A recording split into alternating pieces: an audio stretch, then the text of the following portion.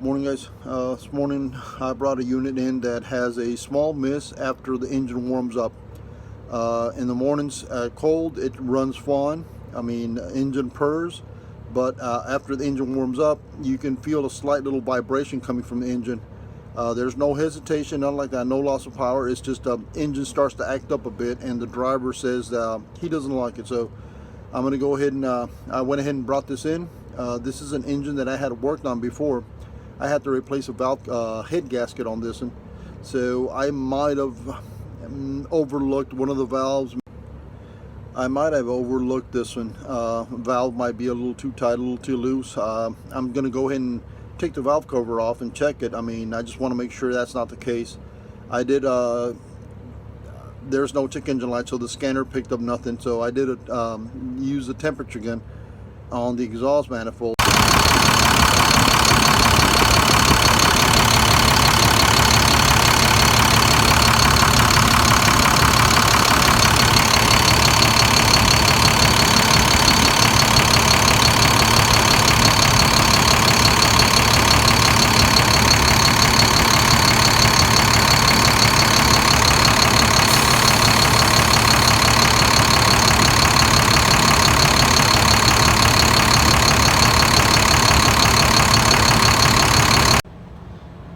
This here's a Dt466. It's a Reviva engine. It's an engine District had bought as a drop-in. Basically, it was a complete engine base.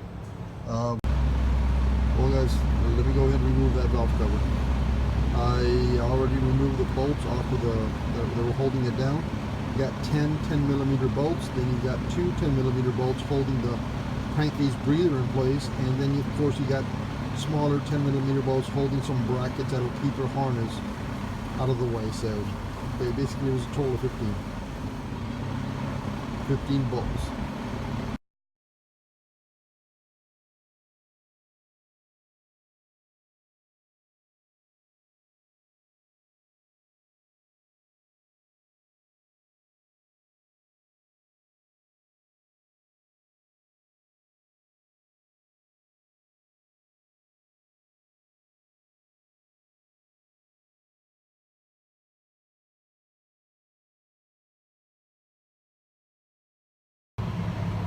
Well, guys, cover's off.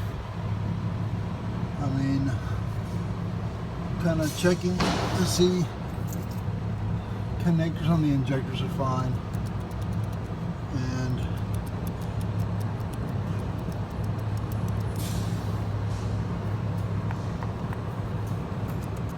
I'm just doing a little wiggle test on the rocker arms, but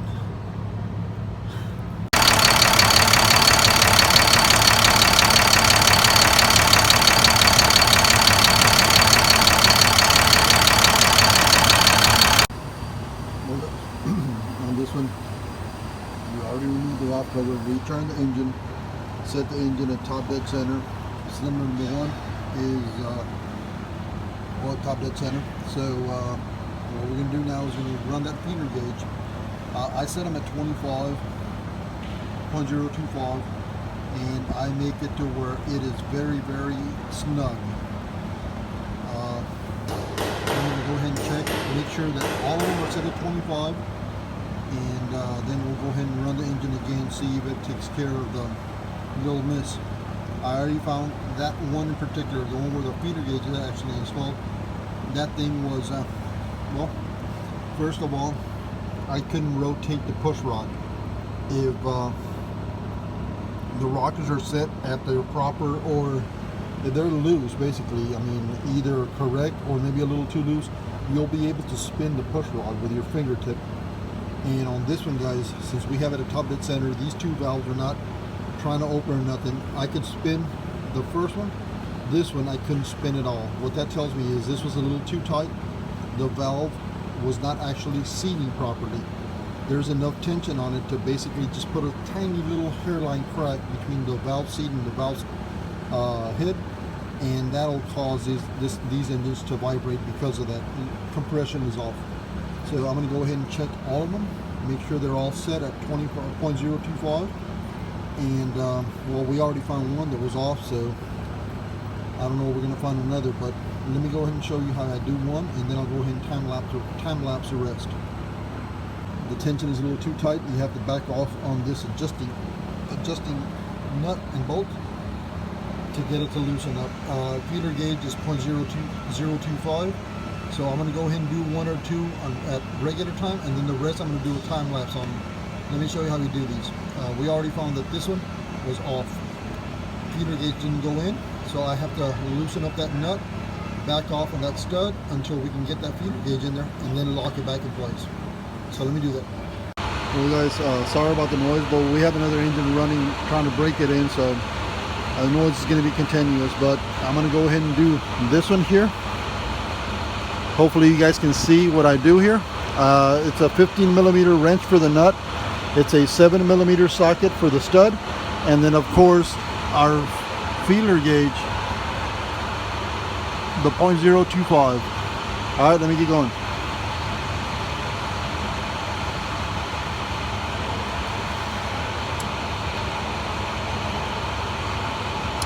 Loosen the adjusting nut. Get the feeler gauge between the rocker and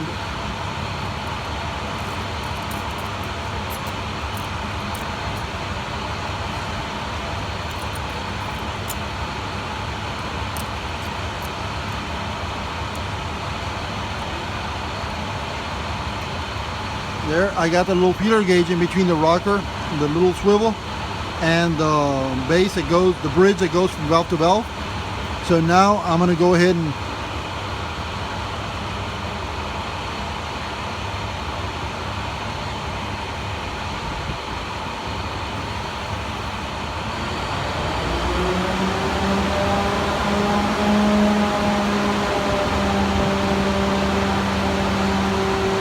now that we got that one adjusted, I'm going to go ahead and tighten up the adjusting nut and hold the little bolt in place.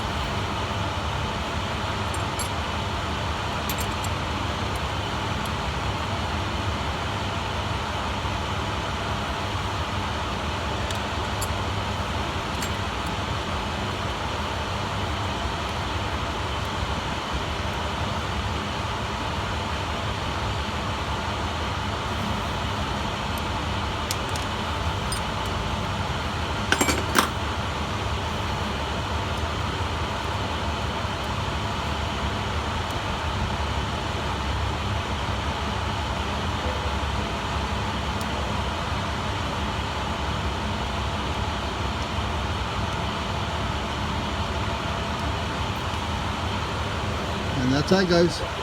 Feeler gauge is very snug in between the little swivel spacer on the rocker and the bridge for the valve, so that's very close to being at 0.025, so that one's done. Let me go ahead and get the rest.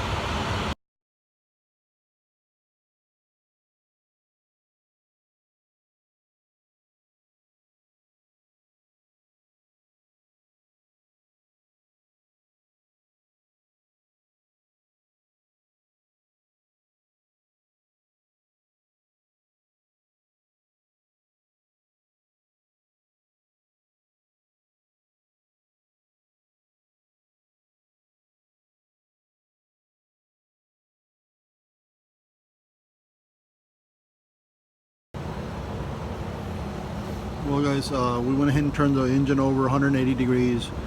We went ahead and ran the other valves, take the clearance. Got one more to go on the very second to the last. It's a little too loose. Got to get that one spec, and we're going to start this sucker up, see what it does. So let me take you guys to the inside of the unit so you can see. I'm going to do the second to the last valve. Well guys, this in here is a little too loose. You can see me, I can actually push it up and down. Alright, and this is about right. So you see these little differences in adjustment will make an engine miss, especially the one in the front that was a little too tight. We're losing compression on that cylinder because of that valve being open or slightly open at all times. So this one doesn't open enough, so that'll give you a discrepancy. Also, that'll make it run a little uneven. So basically, you set your feeler gauge in there.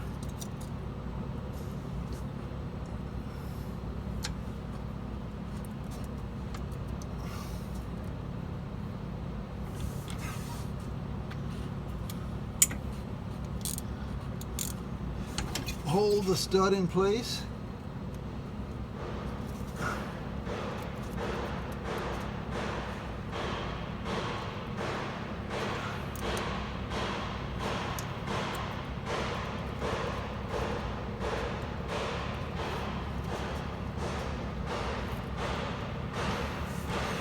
And then lock it with your 15mm wrench.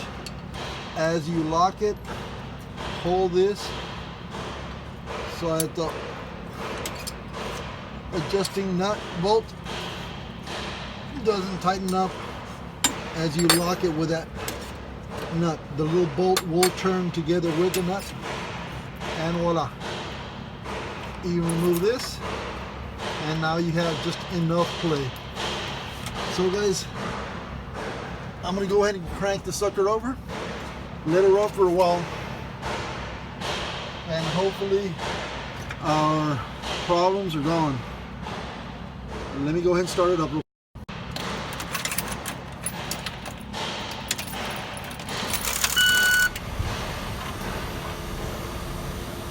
Let's see what it does, guys. It's gonna get noisy.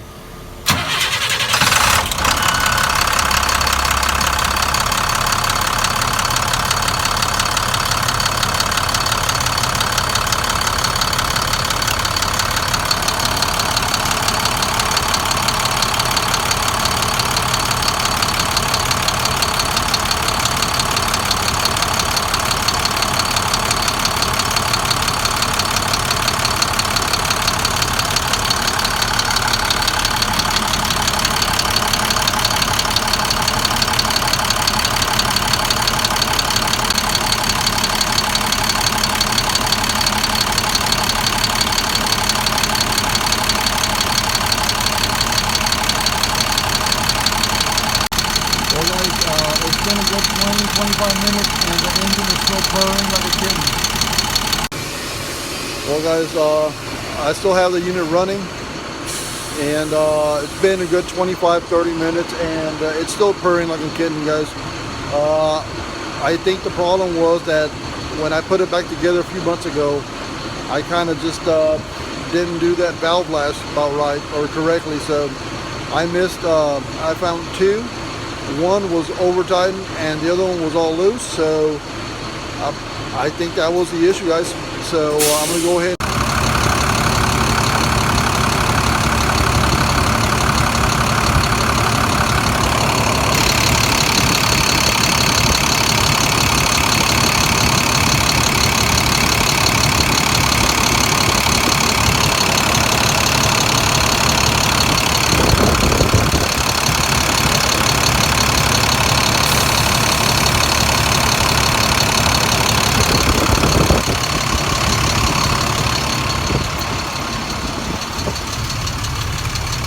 Well guys, I don't know if you were able to tell the difference between the temperatures first time we checked them on the exhaust and the temperatures of the exhaust manifold now.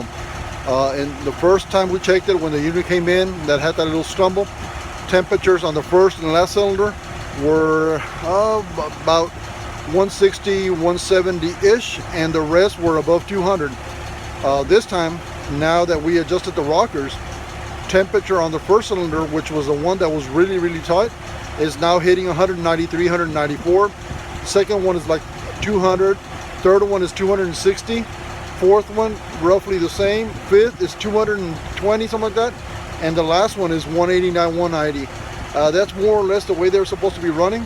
The temperatures, the difference is 1 and 6 temperature exhaust fumes come out and they head towards the turbo. So those two are supposed to be the coolest, and as you go down that exhaust manifold towards the turbo, of course the other ports are going to be just a tiny bit hotter, because now you got the exhaust fumes from one cylinder mixing in with the exhaust fumes from the next one, and in turn that turns up the heat just a bit. When you get to the turbo, yeah, you do hit 260, 270. So all in all, this one came out pretty decent, dude. I think we got it fixed. It's still running. So I'm going to go ahead and close the video off here and call this one done, guys. I'll worry about putting it together. I don't have to film that. You guys already kind of saw how we took it apart. So basically it's reverse. All right, guys. Appreciate you guys watching, and like and subscribe.